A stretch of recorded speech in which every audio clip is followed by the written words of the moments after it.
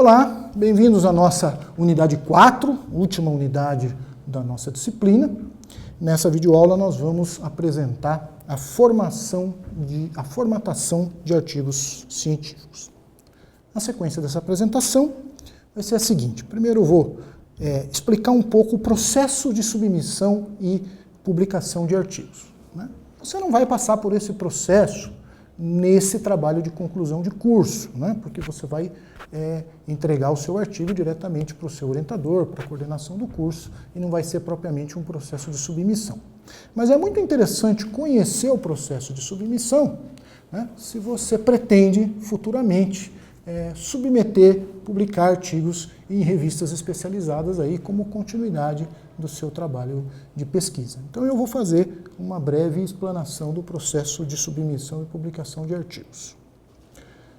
Na sequência, eu vou falar do plágio, né? Porque hoje é uma preocupação muito grande evitar o plágio em publicações científicas e nós temos que ter um cuidado especial com isso. Depois eu vou falar especificamente da formatação do artigo e vou fazer uma pequena ênfase nas referências bibliográficas, que geralmente é um ponto que causa preocupação na hora de formatar o artigo. O processo de submissão e publicação de artigo, tá, é bastante complexo, mas é uma coisa que está bem estabelecida na comunidade científica. E praticamente todas as revistas científicas de boa qualidade seguem esse processo, né? Primeira coisa, é importante diferenciar um periódico científico de outros tipos de publicações, né? Publicações artísticas, de entretenimento, jornais, revistas gerais, né? São diferentes de periódicos científicos que se dedicam a publicar textos, né, resultados de pesquisa científica, tá?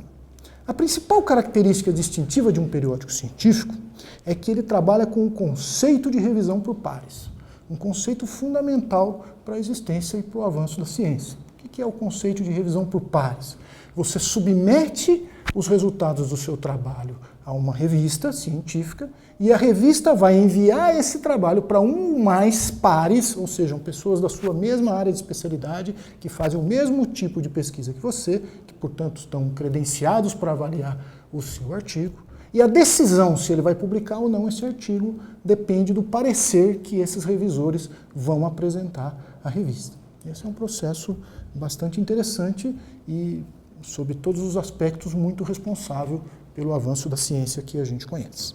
Então, quando você vai submeter um artigo para uma revista, é muito importante você conhecer o escopo da revista, ou seja, em que tipo de artigo, em que assuntos essa revista se dedica a publicar, porque as revistas são muito especializadas. Então, se você submeter um artigo que está fora dos assuntos de abrangência da revista, ele vai devolver o artigo para você e não vai publicar. Então, toda revista, quando você entra na página da revista, tem lá uma explicação, né, uma definição do escopo, e você tem que ver se o seu artigo se enquadra no escopo dessa revista. Tá? E é muito importante entender se essa revista, né, qual é o público-alvo dessa revista, ou seja, quem são os possíveis leitores. Porque às vezes há revistas mais especializadas, muito de áreas muito restritas, né, e às vezes há revistas mais genéricas, para um público mais genérico. O que acontece nesse caso, né, quando é mais específico, veja, você pode usar jargões mais típicos da área, você pode usar uma linguagem mais específica sem dar maiores explicações, porque o teu público-alvo já entende isso. Se você vai para um público mais genérico, você tem que modificar seu texto de forma a atingir esse público menos especializado. Bom, esse slide apresenta mais ou menos o fluxo, né, que ocorre quando você submete um artigo a uma revista. Então você lá, o autor, no primeiro quadradinho ali do meu diagrama esquemático ali, né, e você faz o processo de submissão. Você envia, hoje quase 100% das revistas, esse processo é eletrônico, via internet, então você envia um arquivo lá para a revista, né, para a editora da revista, e esse arquivo vai cair na mão de um profissional técnico que não vai fazer, a princípio, uma avaliação de mérito do teu artigo. Ele vai simplesmente olhar a formatação do seu artigo e vai ver se esse artigo está em conformidade com as normas da revista. Se ele não tiver em conformidade, ele vai devolver o artigo para você e você vai ter que corrigir até que ele esteja em conformidade com as normas daquela revista. Tá? Há revistas que são muito exigentes nessa etapa, né? E elas ficam te devolvendo o artigo até que a última vírgula esteja colocada. Tá? Há outras revistas que não, que deixam essa correção mais rigorosa para o final. Uma vez que o seu artigo passou dessa etapa, ele vai para o editor. Tá? O editor é um cientista, geralmente um cientista renomado, de prestígio, né, na comunidade que ele atua, e que é o responsável último por decidir se o seu artigo vai ser publicado ou não naquela revista. Nesse momento, o editor já vai fazer uma análise de mérito do teu artigo. Ele vai poder tomar duas decisões. Né? Ele vai olhar o seu artigo e vai ver se está dentro do escopo da revista, se o artigo é interessante, se ele acha que aquele artigo merece continuar o processo de submissão ou não. Se ele achar que o seu artigo está fora do escopo da revista, ou que o seu artigo está escrito com uma linguagem inadequada, ou que o conteúdo do seu artigo não é interessante, ele pode imediatamente recusar o artigo, e aí esse artigo não será publicado na revista. Se ele achar que o artigo está escrito de uma maneira correta, tem algum assunto interessante, é relevante, está dentro do escopo da revista, então ele vai escolher um ou mais revisores, né, que são profissionais mais próximos da sua área, com mais conhecimento específico dentro da área do artigo, e vai enviar esse artigo para o parecer desses revisores. Esses revisores, então, vão ter um prazo, que em geral são 15 a 30 dias, no qual eles vão elaborar um parecer sobre o seu artigo e vão devolver esse artigo para o editor. Baseado nesse parecer é que o editor vai tomar a decisão. Se ele recusa o artigo, então, novamente, aí ele pode recusar o artigo, ou se ele manda o artigo para que você reformule e submeta de novo, então você começa o processo tudo novamente, ou se ele aceita o artigo. Se você teve a felicidade, né, depois de todo esse processo, ter o seu artigo aceito, ele ainda vai para a editora para verificar as formatações finais, né, e finalmente, depois que tiver tudo certo, ele vai para a publicação. É um processo bastante complexo, mas a gente aprende muito ao longo dele, né? E se você tem interesse em pesquisa, tem interesse em ciência, é bastante enriquecedor, né, passar por tudo isso, né, embora seja trabalhoso. A questão final aqui, que eu quero abordar, né, é importantíssima, é a questão do plágio. Né?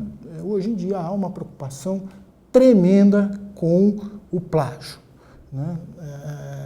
Então nós precisamos tomar cuidado na hora de escrever o texto, porque a gente pode, não intencionalmente, a gente pode, sem a intenção, acabar incorrendo em fazer plágio. Né? E isso pode inviabilizar todo o trabalho. Então, o primeiro conselho importante é evitar o mau hábito do copiar-colar. Isso não funciona e traz prejuízos tremendos para o seu texto. Se você quer citar o material de algum outro autor, o que você tem que fazer é reescrever a ideia do autor com as suas próprias palavras e aí então colocar a citação. Cópias textuais do que foi escrito são caracterizadas como plágio. Né? Depois você tem que tomar o cuidado de citar e referenciar adequadamente todas as suas fontes, né, através do processo de citação e referências. Né? E se você quiser ter a certeza de que você não incorreu em plágio, você pode utilizar ferramentas hoje disponíveis na internet que são de detecção de plágio. Por exemplo, essa que eu coloquei aí, a plagiarism.org.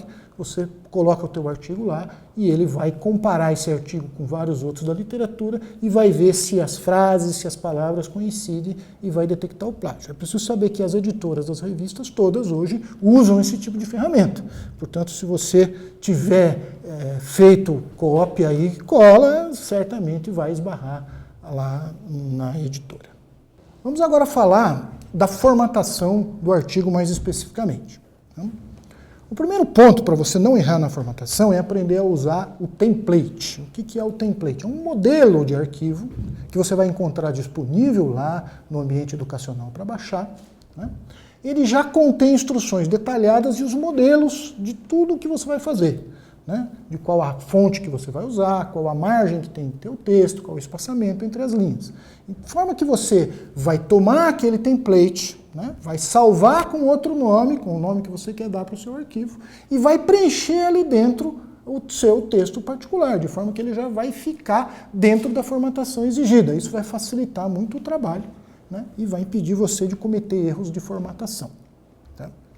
Depois que você concluir esse trabalho, ainda assim, né, porque às vezes a gente acaba introduzindo erros, é muito importante fazer um checklist, né, ao final da escrita do artigo. Então, terminou de escrever o artigo, né, deixa ele paradinho lá, vai descansar, no dia seguinte você pega, né, e anota tudo que você tem que conferir. Tamanho da fonte, espaçamento, parágrafo, margem, numeração de figuras, numeração de tabelas, etc, etc e tal. Faz um checklist e vai checando cada item separadamente dentro do seu artigo. Assim você garante que você passou um pente fino e não vai carregar erros para frente do teu artigo.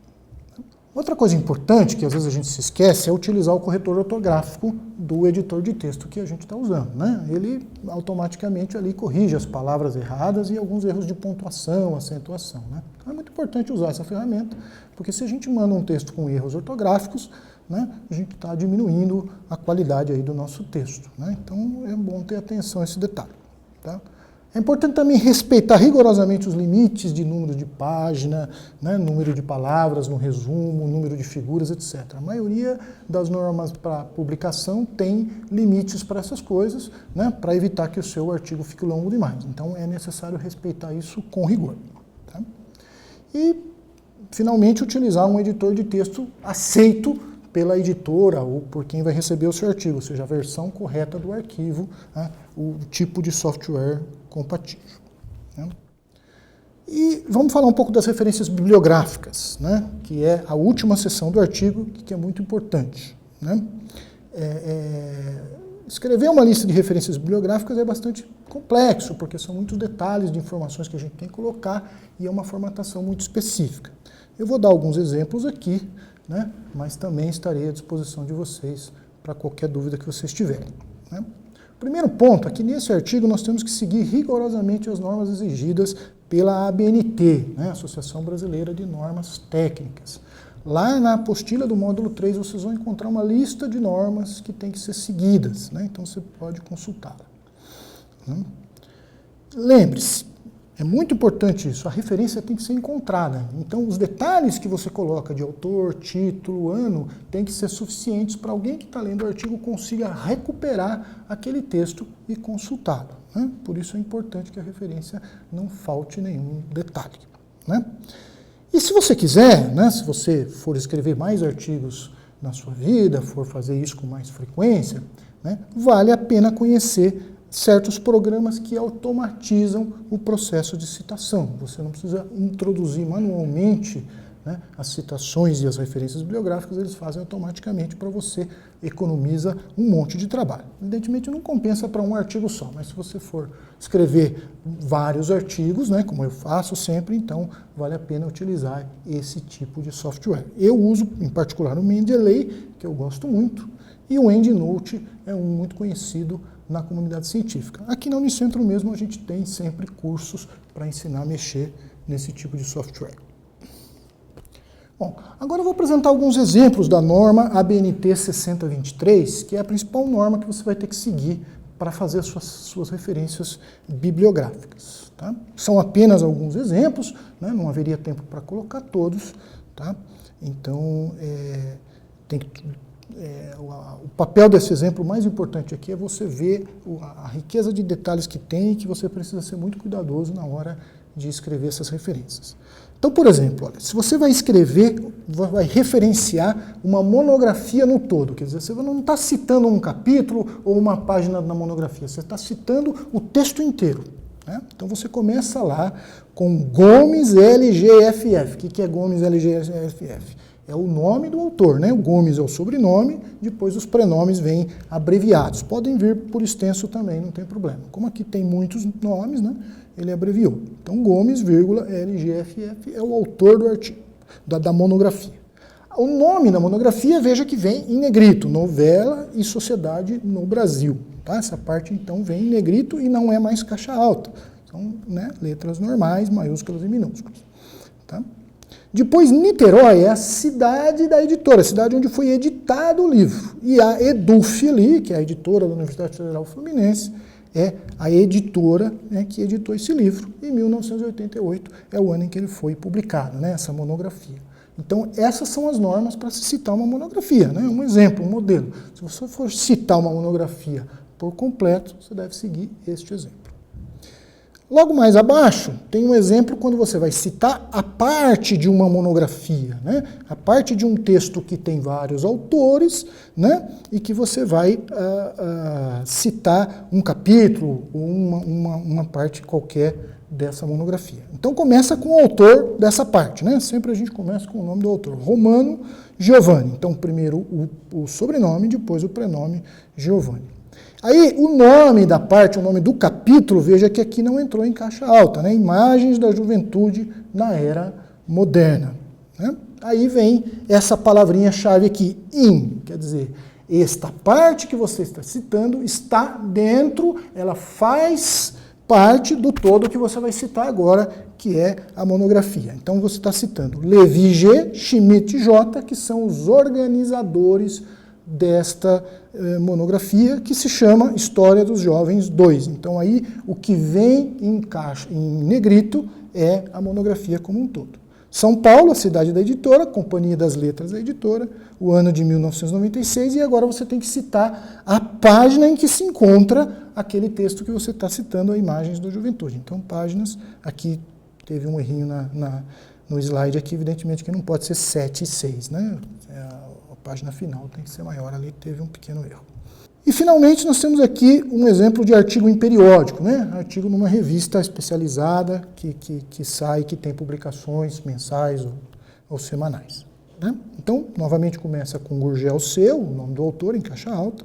Né? Reforma do Estado e Segurança Pública, que é o título do artigo, né? Não em negrito, em letras normais. Depois Política e Administração em negrito, que é o título da publicação, Rio de Janeiro, a cidade, volume 3, número 2, página 15 a 21, setembro de 1997. Perceba que todas as informações aí estão colocadas de forma detalhada para que seja possível depois para alguém que está lendo recuperar essa citação, essa referência.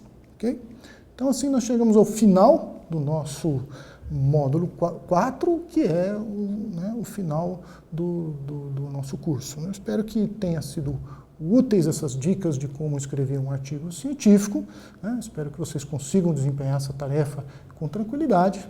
Né? E, mais uma vez, quero me colocar à disposição de todos para qualquer dúvida, qualquer coisa que eu possa auxiliá-los. Obrigado e sucesso no trabalho de vocês.